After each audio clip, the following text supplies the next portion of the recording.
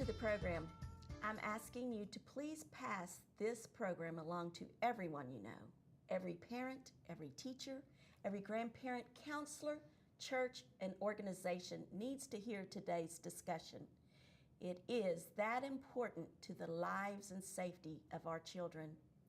Most of us think slavery is a thing of the past. That isn't the case at all. Slavery never ended. Did you know that human trafficking generates $9.5 billion a year in the United States alone? And this hideous crime is growing. In fact, the U.S. State Department states that child human trafficking is one of the fastest growing crimes in the world. Today's guest, Alisa Jordheim, founder and executive director of Justice Society, is here in the studio with us and will be sharing more about the dark criminal activity and ways we can protect our children and help those imprisoned by sex trafficking. Welcome to the program, Alisa. Thank you, Theresa. I'm so happy to be here. Well, it's a delight to have you, and we've got a very important show and discussion to share with our viewers today. But before we get into that, share with our viewers just a little bit more about yourself. Well, my husband and I are transplants into Texas. We've been here about 7 years, and we have one lovely son. And we have just founded our own nonprofit just a year ago. So we are excited about this adventure and really enjoying Texas. Awesome. And so the nonprofit you established a year ago is Justice Society? It's Justice Society. Mm-hmm. Awesome, awesome. Well, what is the vision and the mission of Justice Society? Well, the vision is big, as a vision is, and it is really the abolishment, a world without social injustice, which extends beyond human trafficking, but certainly human trafficking is a big part of that. And the mission is really to empower vulnerable populations around the world, those that are already enslaved or those that have a high risk of becoming enslaved. Awesome, awesome. Can you share just a little bit of the ways that you do that? Sure, most of the work that we do is international work now, but we got a pretty strong mandate from the Lord in the beginning that we were to start in our own Jerusalem, then go to Samaria, then go to the outer reaches. And so we have done quite a bit of local work, anti-trafficking work here. But presently, our primary focus is working in the nations with people who are on the ground and living in the nations to establish anti-trafficking work and preventive work. So sort of building from what is already available, people who are already in action, boots to ground. Exactly. You come in and you empower them even more to further their reach. That's correct. And one of the primary things we do is really look at the local population and say, we might think the need is one thing, but if you really put your eyes to what exists in the culture and what's already happening and what needs to happen, then you can wisely choose what work you need to do there. And that's a big part of what we do, is go and look and say, what's the real need, and help to establish those kinds of works. Awesome. Yeah. Well, and then here in the United States, your presence here in the United States Justice Society, what type of things are you doing in the United States? Well, today, even I'm headed to court, and it's a human trafficking case down in the Dallas County Courthouse. And so we have teams that go in and support the victims. We do silent support. We work directly with the DA's office, prosecutor's office, as well as we have some amazing programs with a pilot program called the Esteem Court, which is a court for high-risk children who are brought in on usually a prostitution charge. And so what we do with Justice Society is we help bring mentors into that program. That's, again, a county program, and we've just brought one component in to partner with that program, bringing mentors in to work with the girls. Awesome. And I'm sure that's a very frightening experience for them, going to court, and probably never been to court before, and can be very frightening. So the mentor is very important. It is. And this mentor actually will work with the girl for an entire year. Oh, so it's good. two different things. Court is when we go into court and support, and then this mentor program is literally women over the age of 21 who say, I want to work with one of these high-risk kids. I want to give them the life lessons that they need and the life companionship to walk this out and get healthy and whole. Awesome. It's amazing. Awesome. So it's amazing. Does Justice Society take in volunteers? Yes, we do. And so we'll have the information up on the screen where people can reach out to you if they'd like to volunteer in some of these areas. But I also understand, Alisa, that you've, along with some other authors, have authored a book entitled Made in the USA that outlines the nature of child sex trafficking in America. That's correct. What inspired you to write about this heart-gripping topic? Well, what inspired me? That's an interesting way to ask that. Actually, I felt it was a mandate to do it because, once you start a new subject, and for my husband and I, when we started really feeling compelled to look at sex trafficking, we read every book and watched every movie there was on the subject, and there are multitudes. But literally, I began to feel a strong stirring that I was to write a book in this. And I went into prayer, and I said, literally, we don't need one more book on sex trafficking because I've read them all, and we don't need one. And yet I continued to feel it stir. And so after probably about 6-month period, I had several things that happened that were indicators of, I'm asking you to do this in my heart. And I said, yes, Lord, I will do this. And so literally then began the project. Would you like me to share a little bit about the project? Yes, actually, share a little bit about the book and how the multiple authors came into play with that, and the different topics, the subjects that are in there. Sure. This book is specifically about domestic minor sex trafficking, which is the kind of technical terminology, if you will, of our own children trafficked within the United States. Not brought in from another country, not brought to another country. And most people know it happens international, but this hits home. Right. And what I knew was that this book is really showing the nature of captivity, which means how these kids are drawn in. So what we have is 4 stories of women, we did not work with children, but women who were trafficked as children into the sex industry. They're grown, they're in a relatively healed place to give their testimony, and 1 male. And so with that, what we did was I recognized they were to be written in the first person. One person can't write 5 stories in the first person. It will sound like the same person. Right, right. So we just enlisted 5 very talented young writers and 2 young editors, and together we are working through the process of getting these stories written. That is just been an awesome. amazing project. That's awesome, and I'm so thankful that you included a male in this. Because, very important. Because it's male and female that get sex trafficked. And also, and it's multi-races as well. So do you have multi-races? Yes, we do. Okay. Yes. Awesome. Well, when do you expect this book to be available, and how can? Is it too soon to ask how viewers could get a copy? Well, certainly we'll have it on our website, but it is a little soon. But we are really shooting for September 2013. We have some final edits we're working on and some focus groups that'll need to come into play before, but that's what we're looking at, is September 2013. Awesome, awesome.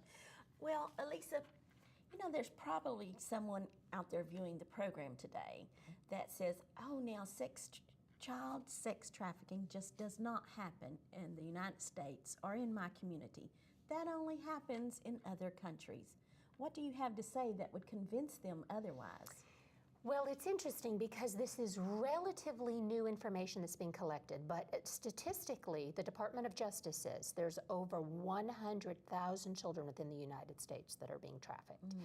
And the numbers vary, but you want to use a reliable source with that. Right.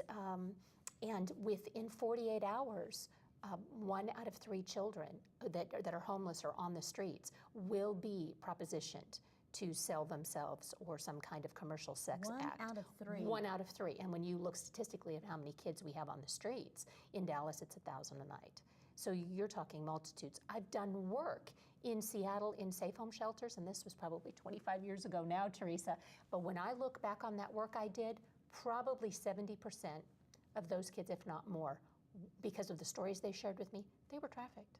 Oh my goodness. Survival sex is very common. So if you don't want to look at the issue of trafficking, if you simply look at the issue of homelessness, youth on the streets, sex, the only thing that they know that they have is their physical body. Survival sex is very, very common. It is happening in the United States, and it's extremely prevalent. Oh my goodness, my goodness. How about the internet? Does that open a door for a child to be exploited into the sex trafficking trade? Absolutely. And that has really changed things. A lot of the girls that we interviewed for the book actually walked the track, which meant they walked the streets. That's not what they do predominantly anymore. Now it's online. And the thing we have to watch out the most and be aware of is that these perpetrators, these traffickers and pimps, are looking specifically for vulnerable children. Vulnerable children might be those with low self-esteem, those that are having family issues. And our kids nowadays are so eager to put on Facebook, to put on Twitter, anything else that's going on in any chat room, what's going on in their lives. We did that probably at 15. We didn't have internet to do it on, but we certainly talked about it. And so they're putting their vulnerabilities out on the internet, and these traffickers are scanning the internet for these kids that are vulnerable. Telling the child that they're another 15-year-old girl, when actually they're a 40-year-old male perhaps, and then developing a relationship and finding what her need is, what her greatest need is, and meeting that online, and then meeting that in the natural for a period of time until she's drawn in. It's insidious. It is. It is. It is. And it's business. These pimps know exactly what they're doing. There are pimp manuals on how to psychologically draw a kid in. For real? Oh, Pimp manuals? absolutely. Absolutely. Wow, I had no idea about yes. And I won't give any of the titles, but I've read most of them, and I read them. Even Maslow's hierarchy of actually looking, which is a psychological profile, actually using that. Pimps actually use psychological profiles, accredited psychological profiles to draw women in. And so the draw for them, not all of them, but the draw for them is the money. Some are perverts, but the draw is money. Yes, and when you say some are perverts, there are different types of pimps. Some are guerrilla pimps, they're called. That's a term where they might be very aggressive and brutal with their women, and others are finesse pimps, which use psychological manipulation primarily. But their ultimate goal, Theresa, honestly, is money. They love the game. That's what they'll say. They'll call it the game. And they like the psychological work that comes with entrapping a girl, but it's all about the money. Because, as you said, there's so much money to be made in this. Well, what are some of the signs that our youth might be in danger of being sexually exploited that you could share with parents and anyone that works with children? I did a training once for the Dallas Independent School District counselors, and I had one counselor call me the next day, and she said, Alisa, I think I'm seeing one of these children. Oh my goodness, my eyes have been opened. And because of these factors we talked about, isolation, are you talking about a child who maybe's isolated? And not any one of these factors or two standalone indicate this, but if you have them starting to compile, obviously, sleeping in class. These kids work nights. I mean, as crazy as it sounds, they do, sleeping in class. Makes sense, Having children, and these are some of the indicators that she saw, having children who've been to multiple states. They take them across state lines. They can talk about being in a state, but their time might be a little bit off, not even really knowing quite where they were, but they think maybe Oklahoma, older boyfriend, even a cell phone or jewelry or gifts or possessions that are even beyond their actual economic means. Those are all very real indicators, we think. Really? Yes, they are. They really are. If you've got a child who all of a sudden has a cell phone and has in class it ringing, or they're noticing she's hanging with an older guy who picks her up regularly, very red flags. Right. Well, so what would you tell these teachers or these professionals that work with youth or young children and they see these signs? What would be their first response to such a thing? Well, first response would be to sit with the child and dialogue a little bit. And it wouldn't be to go directly, are you being trafficked or pimped, right? Because most of these kids will say this is their boyfriend. See, they've got a boyfriend who pimps them out, but they won't say that he's their pimp. They won't. They don't even recognize that. But it's really to sit with them and just talk about, honey, I noticed you're tired in school. Are you getting sleep? You'd ask enough questions, you begin to follow the trail. You'll hear things that don't connect or that you think, why is this child not getting enough sleep? Oh, no, I only sleep a couple hours a night. Oh, why is that? What's going on in your home? Oh, well, I'm out a lot. Oh, where are you at? What are you doing? Where are you hanging? Oh, I'm out with my boyfriend at nights. Yeah, we go out each night. Your first indicator is I wonder where the parent is in that. What are you doing? And then she might reveal, yeah, well, he kind of takes me sometimes to Oklahoma and sometimes to Tennessee. Well, I'm going to think I'm to a 15-year-old, red flag, red flag. So the further you go, and if you find that there are indicators, certainly you can contact an organization like myself or others that are working locally and say, I have this child. There are even hotlines that you can call, but I would definitely go to school counselors. School counselors now, even in the Dallas Independent School District, just started last year training their front line in how to reveal and how to report, how to identify, and how to report. So it's on the public radar. Great.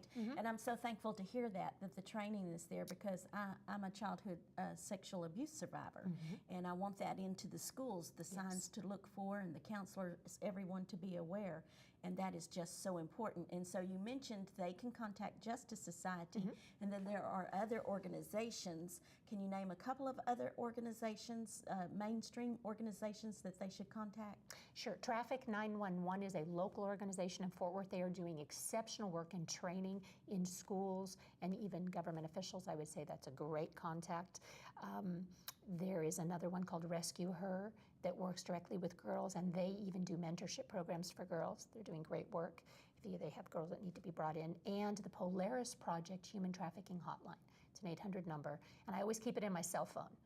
Okay, Right. So great. if you find someone, that's definitely one. And then you can give the indicators that you have, and they will help you determine what the next step might be. Oh, that's wonderful. That's wonderful, because that's what people need to do. Yes, they do. They need to report. We need to say And they need somebody that else is knowledge. reporting. We need to and be they the need one to that call. knowledge how, and that's frightening for people sometimes to Yeah. report. It is. And You're right. they want to make sure they're doing the right thing, and so that third party that's experienced in that will help them Yes. through the process. Yes. And so, and actually, I had a friend this week tell me, I told her I was going to have you on the program and what our topic was going to be, and she had been traveling, and she says, well, Theresa, you're not going to believe this, but in New Mexico, I stopped at a public restroom, and there in the public restroom was a poster up saying, if you are being kept against your will, Yes. and it gave a hotline number to call. She says, right, she took a picture of it because she had never seen anything like that in her life,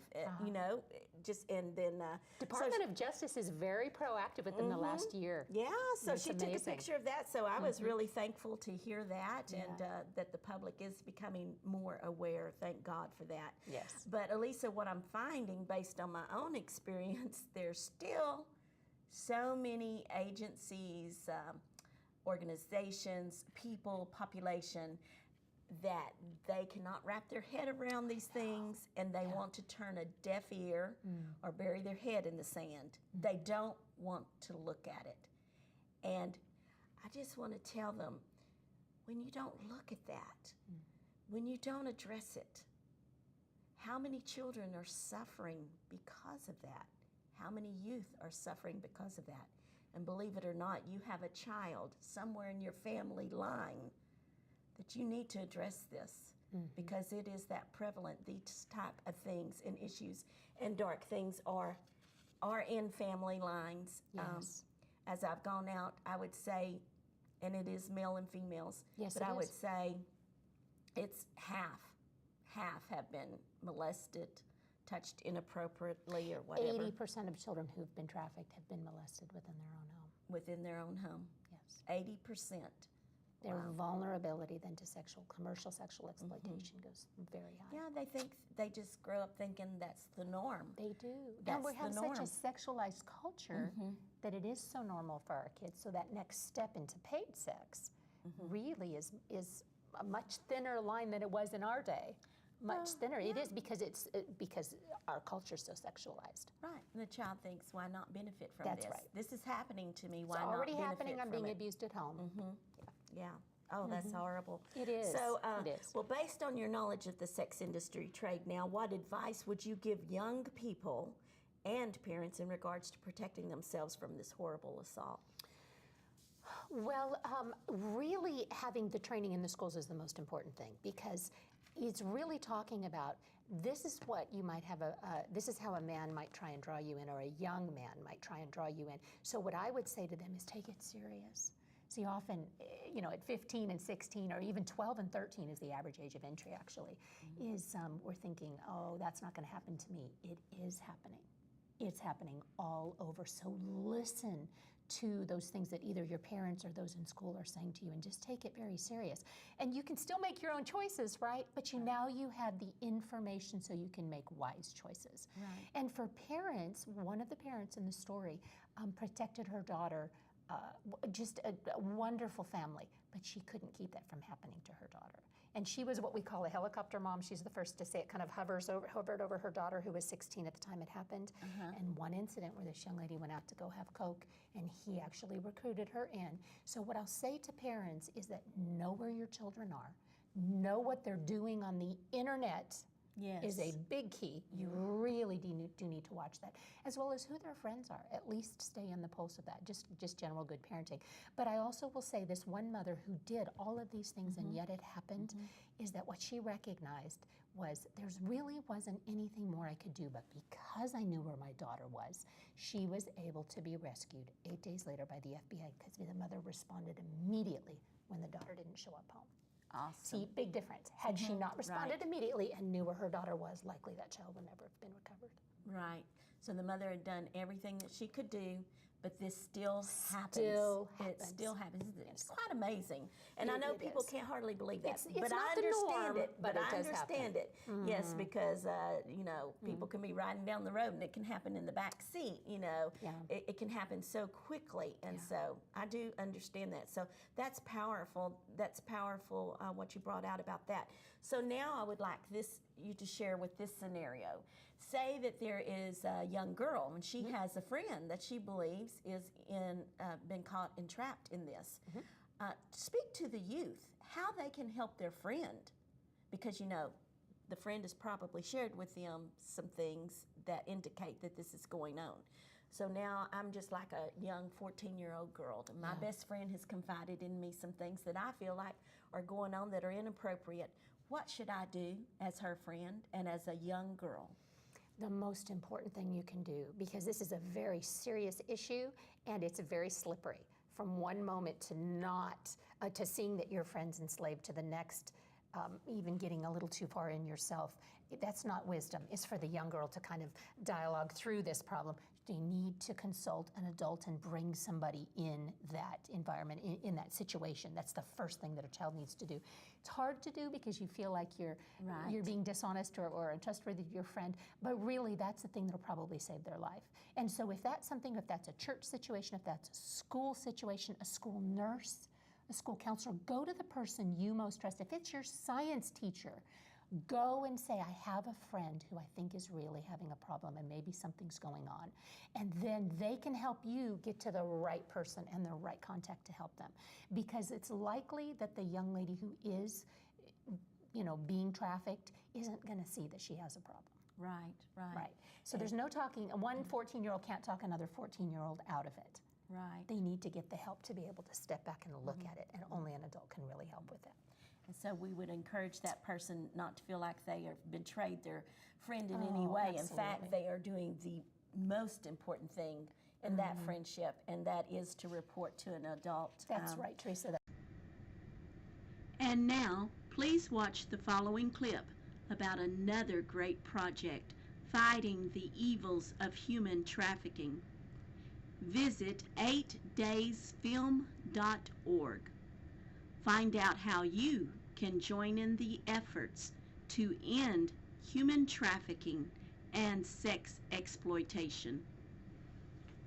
So let's take a look at that clip now.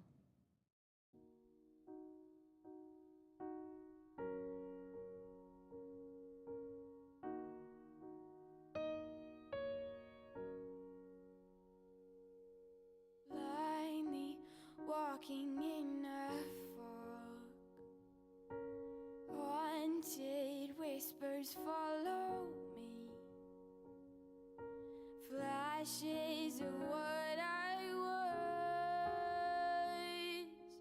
blinding what I can be. I have survived this fight, let me be. I won't be tied by you, tied by you. Fade out like a clouded memory. To live is all I can do.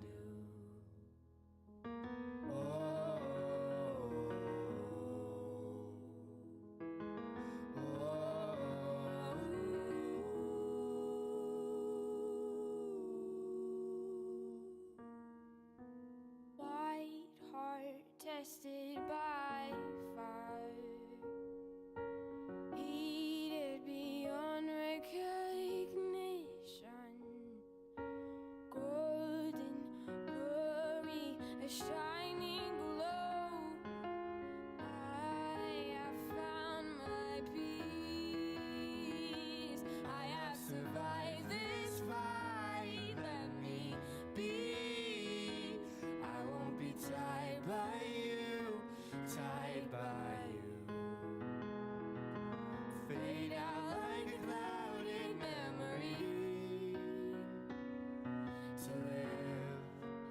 is all I can do. Oh,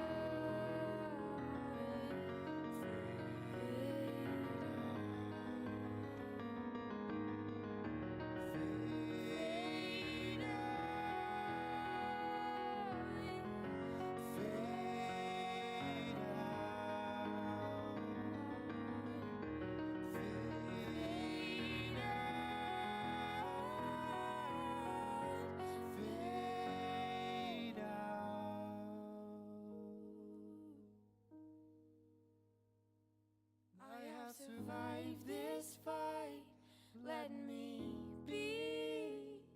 I won't be tied by you, tied by you. Fade out like a clouded memory. To live is all I can do.